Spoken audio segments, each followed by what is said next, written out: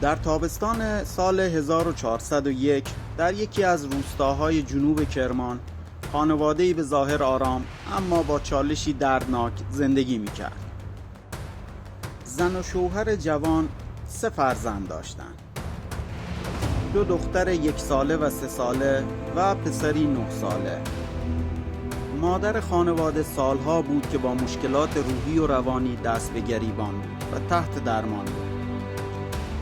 در روز یکشنبه 5 تیر در تابستان داغ جنوب کرمان، مادر به دلایلی که تنها خودش می‌دانست 2 کودک خردسالش را بیدار کرد و پسر 9 ساله را تنها گذاشت و از خانه خارج شد.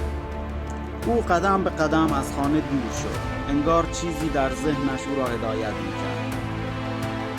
وقتی خانواده از نبودن آنها اطلاع پیدا کردند، همه چیز را به پلیس گزارش دادند. جستجوها برای یافتن آنها آغاز شد و به کمک فضای مجازی مشخصات آنها به همه جا مخابره شد.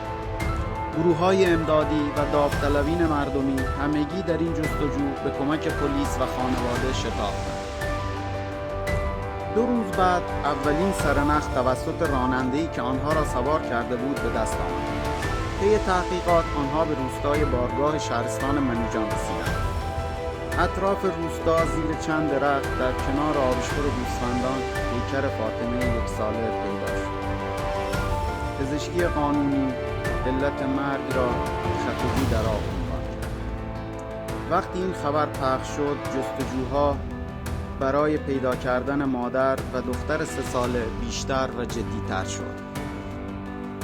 به کمک اطلاع رسانی گسترده در فضای مجازی، دومین سرنخ وقتی به دست آمد که به خانواده خبر رسید آنها در شهر بندرعباس دیده شدند.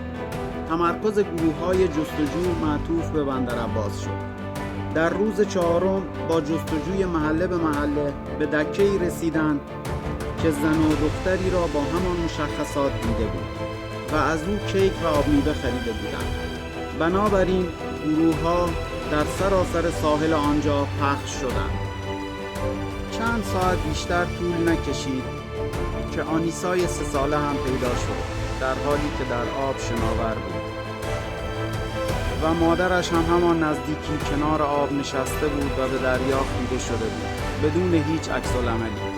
پیکر کودک به پزشکی قانونی و مادر 27 سالش به پلیس آگاهی برده شد و در بازجویی‌ها مادر به کشتن بچه‌هایش اعتراف کرد و انگیزه‌اش را مشکلات خانوادگی و زندگی معرفی کرد.